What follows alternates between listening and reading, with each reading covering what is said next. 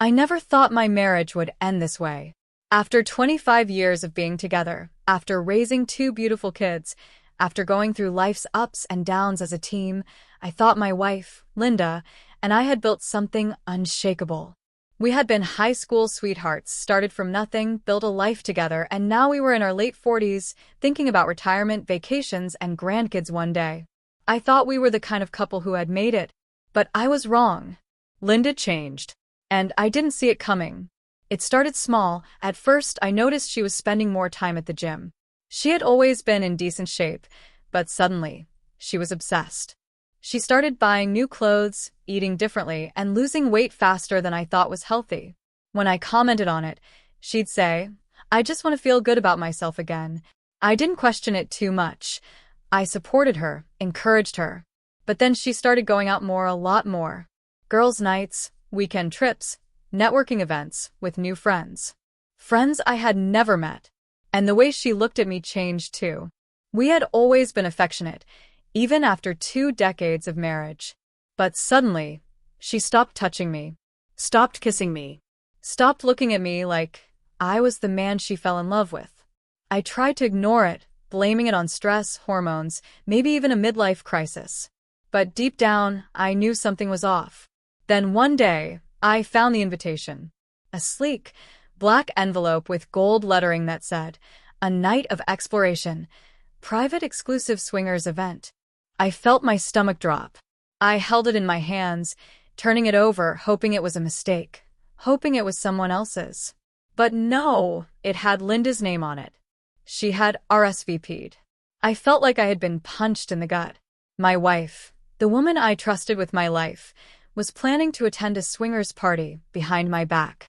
I took a deep breath and waited for her to come home. That night, when she walked in, she was in an unusually good mood, humming to herself as she placed her purse on the counter. I held up the invitation. "Linda, what the hell is this?" Her face froze. She blinked, then forced a smile. "Oh, that? It's just a joke between the girls." "Really?" I said, my voice calm but sharp. "Because it looks like you RSVP'd." She let out a nervous laugh. "Oh, come on, it's just a party. It's not like I was actually going to go." I stared at her. "Are you lying to me right now?" Her smile disappeared. She sighed and crossed her arms. "Look, it's not a big deal, okay? Some of the couples from the gym invited me, and I was just curious." "Curious?" My wife was curious about sleeping with other men?" "Were you going to tell me?" I asked. She hesitated. And in that hesitation, I got my answer, that I wanted to believe she wouldn't actually go.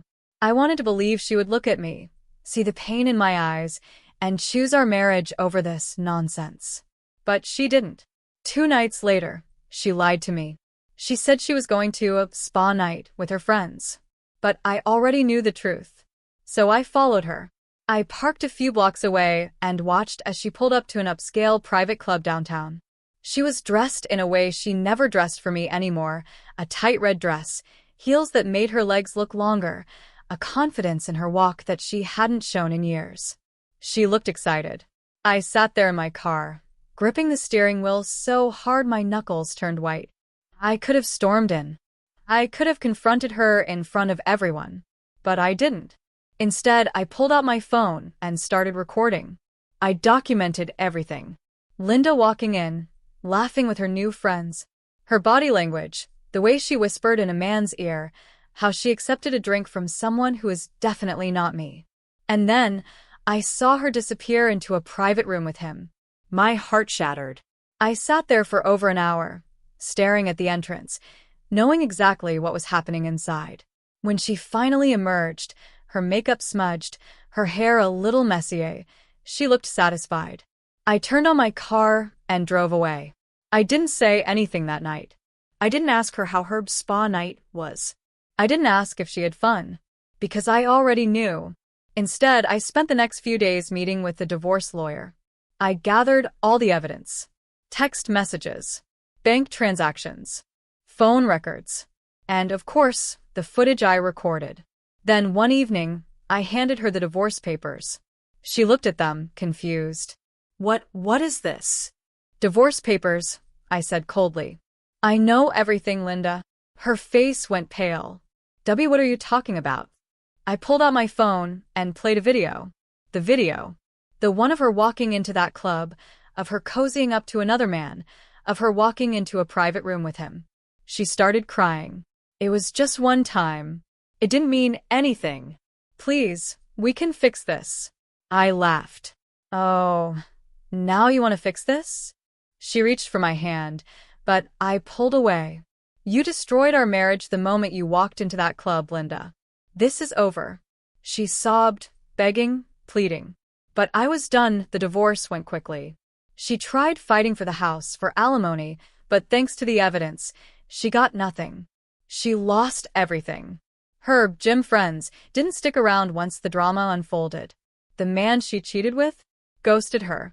She called me months later, crying, telling me she had made a mistake.